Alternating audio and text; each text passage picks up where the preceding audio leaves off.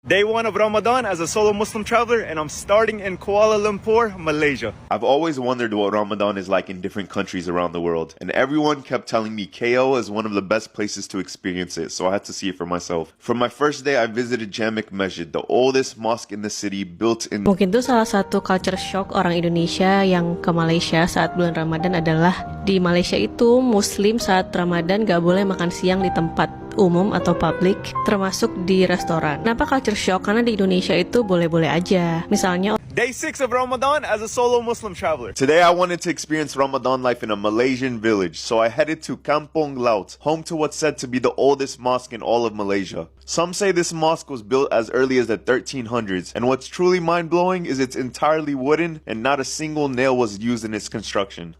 Ramadan Malaysia terlalu kuat. Pelancong luar datang walau tahu mereka tak boleh makan. Di saat matahari terik memancar di langit tropika, bazar Ramadan mula dipenuhi manusia. Aroma juadah memenuhi udara, namun ramai yang hanya melihat tanpa menyentuh. Seorang pelancong asing berdiri di tengah kesibukan. Hairan namun tertarik. Dia tahu bulan ini bukan tentang pesta makanan. Dia tahu siang hari bukan waktu untuk menikmati rasa. Namun dia tetap datang. Ketika azan berkumandang dari Masjid Negara, suasana berubah sekelip mata. Dari hiruk pikuk menjadi hening. Dari lapar menjadi doa. Dari panas menjadi syukur. Pelancong itu menyaksikan sesuatu yang tidak pernah dia lihat di negaranya. Manusia menahan diri, tetapi hati mereka penuh. Tiada keluhan, tiada kemarahan, hanya sabar dan kebersamaan. Dan disitulah persoalan mula bermain di pikirannya.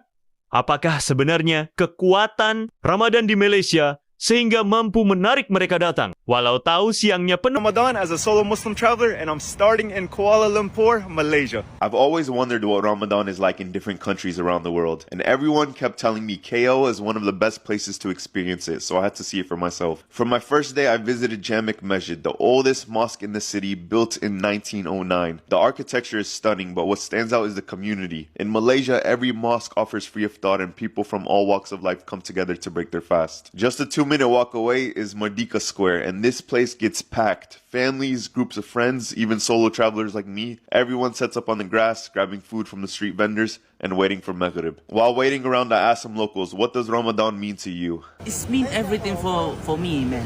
One time, you get this time. This year, do the best for this Ramadan. And then the moment the call to prayer echoes through the city, everyone eats at the same time. It's such a beautiful moment of unity.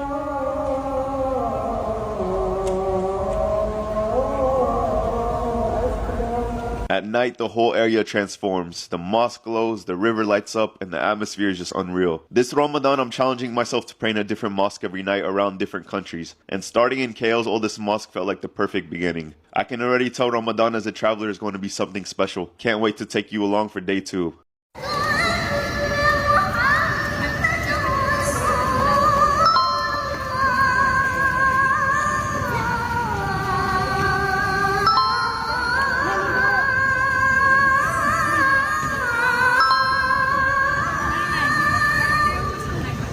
Kebayang gak sih serunya Ramadan di negeri jiran, dari ngabuburit, iftar di Masjid Jamek, dan alhamdulillah berkesempatan buat ngerasain tarawihnya juga. Gue sengaja pilih hotel di seberang Masjid Jamek. Nah, ini suasana Masjid Jamek menjelang maghrib. Masya Allah, masjidnya rame mulai dari anak muda dan bukber bareng keluarga. Ada makanan gratis dari orang-orang yang bersedekah, tapi gue gak dapet karena gue datangnya telat. Tapi gue udah beli bukaan juga di bazar samping masjid, mie mamak dan es kelapa buat ngeganjel. Habis maghrib, bingung banget saking banyak yang jualan makanan, tapi gue langsung ke Four Fingers karena gak antri, butuh cepet karena siap-siap mau tarawih dan ber-AC. Pastinya udah halal certified ya. Untuk ngabuburitnya, gue sempat jalan-jalan sore ke Pasar Seni karena nggak jauh dari hotel. Di sini cuma cuci mata aja, lihat aksesoris lucu-lucu karena nggak bisa jalan juga. Lalu gue ke Rek KL karena penasaran sama konsep toko buku yang bertingkat-tingkat ini. Di sini ada jualan barang vintage juga, foto box dan buka beberapa booth jualan. Dan terakhir untuk sahur, gue grab food nasi kandar pelita ke hotel. Sekian semuanya.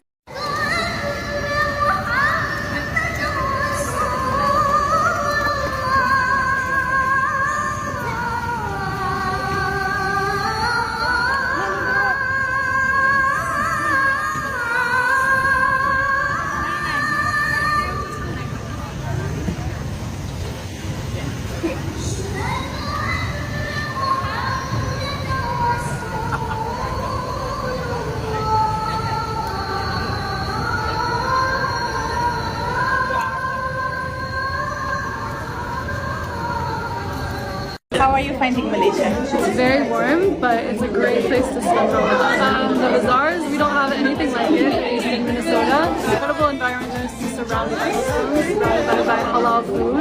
So what are the coolest mosques in Malaysia?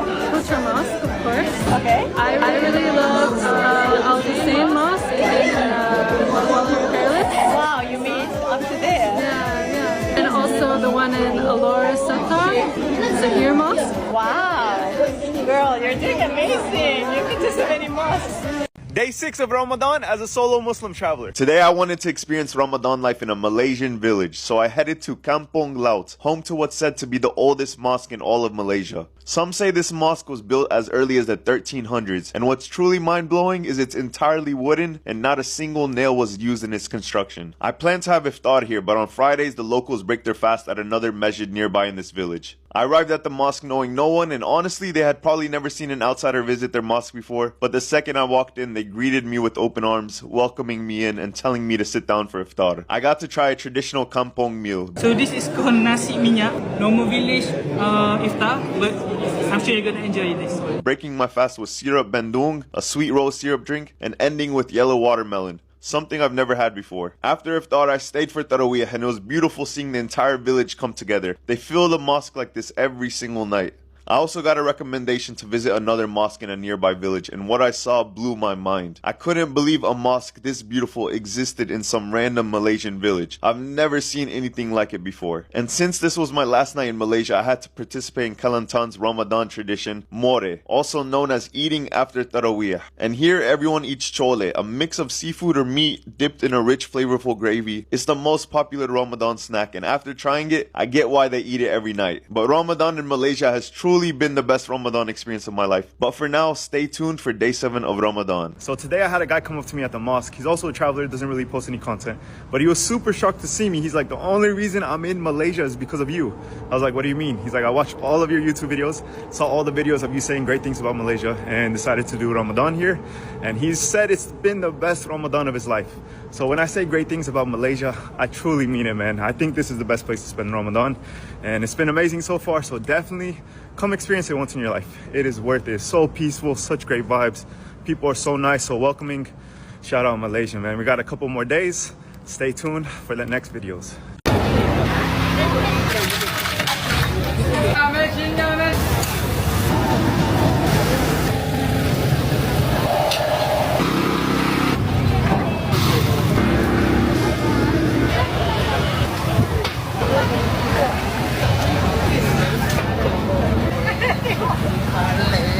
Mungkin tuh salah satu culture shock orang Indonesia yang ke Malaysia saat bulan Ramadan adalah di Malaysia itu Muslim saat Ramadan gak boleh makan siang di tempat umum atau publik, termasuk di restoran. Kenapa culture shock? Karena di Indonesia itu boleh-boleh aja. Misalnya orang yang lagi haid, yang lagi nggak puasa karena lagi sakit, kita boleh tetap makan siang di restoran, dan biasanya di restorannya itu ada penutupnya, jadi nggak kelihatan dari luar sama orang lain. Tapi buat teman-teman Muslim yang mau jalan-jalan ke Malaysia di bulan Ramadan, kalian nggak boleh melakukan hal itu. Karena teman aku pernah cerita, hukumannya itu bisa dibawa pakai ambulan keliling-keliling.